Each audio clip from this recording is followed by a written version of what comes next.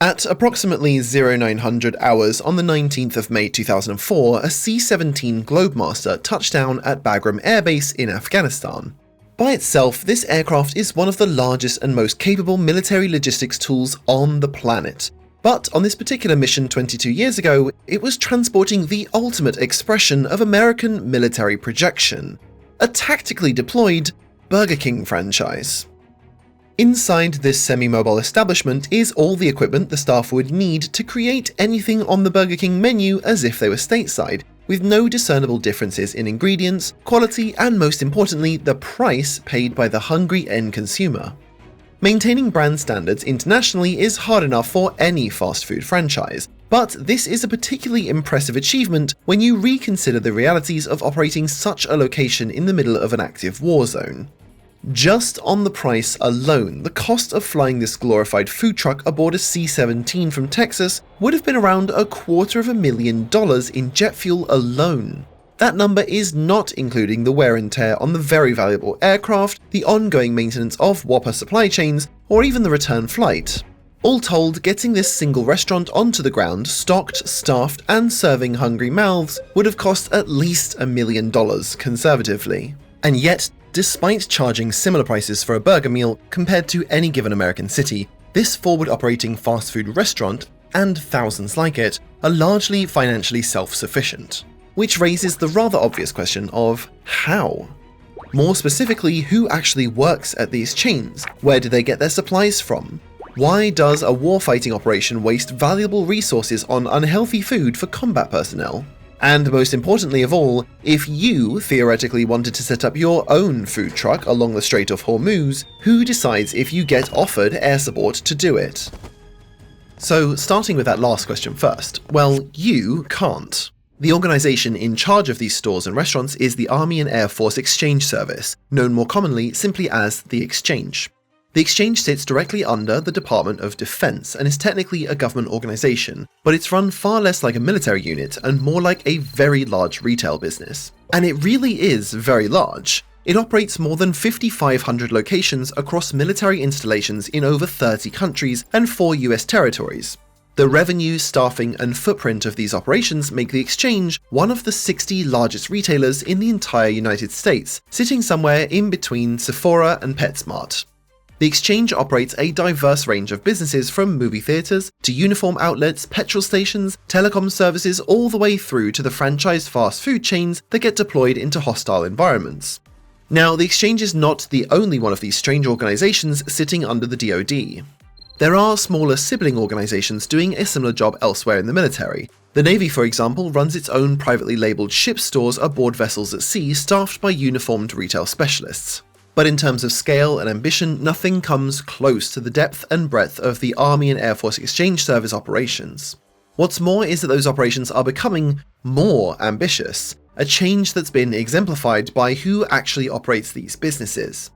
For most of its 130-year history, the organization was headed up by a 2-star general, usually one with deep expertise in logistics, which made a lot of sense given that the job is essentially managing all the difficulties of a retail supply chain mixed in with all the complications of a military supply chain. But since June of 2012, the Exchange has actually been run by a civilian chief executive, albeit one with a military background.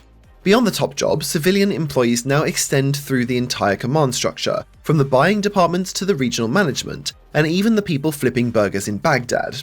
As it happens, that CEO, Tom Schull, is retiring on the 1st of July this year, and the board of directors, chaired by an Air Force 3-star general, has lined up his replacement, the company's own chief financial officer.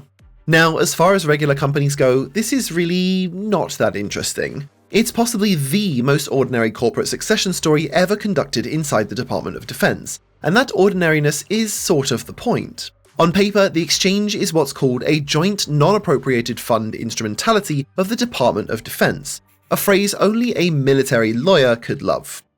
In plain English, what this means is that the organization gets to exist inside the military, on military land, with access to military logistics, but it doesn't get a normal budget line from the Congress, and it's largely expected to pay its own way, and if it can, even return some profits to its shareholders. But more on them soon. This organization itself franchises out retail brands in more or less exactly the same way any civilian operator would. It signs with the parent company, pays the standard franchise fees, and in exchange gets held to the same brand standards manual as a location in suburban Ohio. The Burger King relationship specifically goes back to the 15th of May 1984, when the exchange signed a deal awarding them the right to open up 185 Burger King franchises on military bases around the world. Burger King's vice president of public relations at the time described it as the largest single deal we've ever done, and 4 decades later, the relationship has become entrenched, to the point where the Whopper is now a semi-official piece of American military equipment. However, that entrenchment is commercial rather than patriotic. A military base is a closed market with a single landlord, and the burger chain holding the contract is often the only burger chain for several hundred miles in any direction. Beyond these very ordinary commercial agreements, the exchange is also surprisingly private enterprise-like with its attitude towards outsourcing. A lot of the people physically putting the fries in the bag at the locations are not American citizens at all. According to organizational records, the tactical Burger King located in Bagram was primarily staffed with workers hired through a labor hire agency based in Kuwait, which recruited people from what are known as third countries, which simply means nations with no direct involvement in the conflict. In practice, that has typically meant places like India, Nepal, Bangladesh, Pakistan, and the Philippines.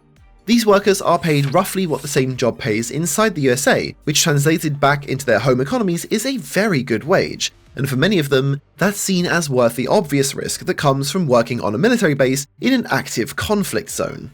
On those bases, where no outside housing is viable, for obvious reasons, the contractors are given separate lodging inside the wire, which is paid for by the exchange back to the DoD. On calmer postings like Germany, Japan, or South Korea, they'll usually live off base in local accommodation, with a stipend on top of their wages to cover basic private lodging. So yeah, outside of the locations it operates in, the corporate hierarchy and basic operational functions would look completely familiar to anyone who's ever worked in big box retail, complete with a headquarters in Dallas, Texas, housing the merchandising, marketing, IT, finance, legal, and supply chain departments. But there is one important question that undermines all of this normalness, and that is simply, how is any of this financially viable? Restaurants operate on tight margins at the best of times, and that's before accounting in the price of ferrying a location halfway across the world on an infamously expensive military aircraft. But there are a few simple, practical economic tricks that the exchange uses to actually make this a surprisingly viable operation. Every time you go online, your internet provider can see almost everything you do, and in a lot of countries they're legally allowed to take that browsing history, bundle it up, and sell it to advertisers. In that deal, you're not the customer, you're the product. That's the gap Proton VPN is built to close, and they're sponsoring this video. A VPN routes your internet traffic through an encrypted tunnel, so your provider can't see which sites you visit, and the sites can't see where you really are. Proton VPN also runs a strict no-logs policy that's been independently audited, so they don't secretly keep records of your activity, which would just move the spying from one company to another. And here's the part that matters. Most VPNs are funded by the same ad tech industry they claim to protect you from. Proton VPN is backed by a non-profit. Privacy is literally the business model, and they don't treat you like you're paranoid for wanting that. You also get a built-in ad and tracker blocker called NetShield, and the whole app is open source, so anyone can inspect the code and make sure they're being honest. So if you want VPN protection when you're online, the paid plan is less than a coffee a month. Link in the description. Okay, so a hamburger restaurant that requires its own strategic airlift is a great encapsulation of the real economic question here. Who actually pays for all of this? The Department of Defense does kick in a little money if and when it's needed to keep the exchange solvent, but in most recent years that appropriated taxpayer funding covers less than 2% of the exchange's operating budget. The other 98% or so is revenue the business generates itself. A remarkable statistic when you consider the unit economics of a frontline Whopper. Outside of just delivering the store itself, getting beef patties, buns, packaging, and soda syrup to somewhere like Bagram meant flying or convoying them through some of the most hostile logistics territory on the planet. According to congressional reports from around this time, getting just a gallon of fuel to the front lines costs around $400, let alone perishable ingredients. At the same time though, the menu board out front of these locations remained pinned to roughly the same prices as a Burger King in any other suburban storefront. This means the unavoidable reality is that every single burger sold at one of these forward locations is sold at a pretty substantial loss. But the reason the system works anyway is that the warzone locations were never expected to carry themselves. They are cross-subsidized by the rest of the network that operates profitable stores in far more accommodating locations. A Burger King or movie theater at a large, stable, well-connected base like Okinawa is cheap to supply, cheap to run, and sits in front of a captive audience of thousands of personnel with steady paychecks and a limited number of places to spend them. Individual locations like that can match or even exceed the earnings of a typical location inside the USA. Since the point of this organization was never profit, these excess earnings get poured into covering the losses from the difficult locations, the remote bases, the tiny outposts, and the restaurants that arrive by C17. At the moment, and I really do mean as of the day this video goes up, the US isn't running large ground wars the way it was through the 2000s and early 2010s, which means the network as a whole has slowly shifted from being a collection of cost centers into a fairly reliable income generator. Those revenues also get used to reimburse the military for things like transport aboard very expensive aircraft, so the C17 flight that opened this video was, eventually, paid back out of retail margins. Whatever's left over after all that gets handed back as a dividend to the sole shareholder, which is the Department of Defense.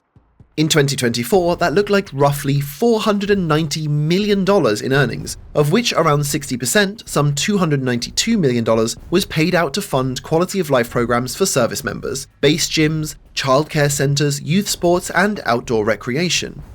The Army's share of that was $161 million, the Air Force took $115 million, and about $19 million went to the Navy and Marine Corps. The Coast Guard and Space Force got nothing.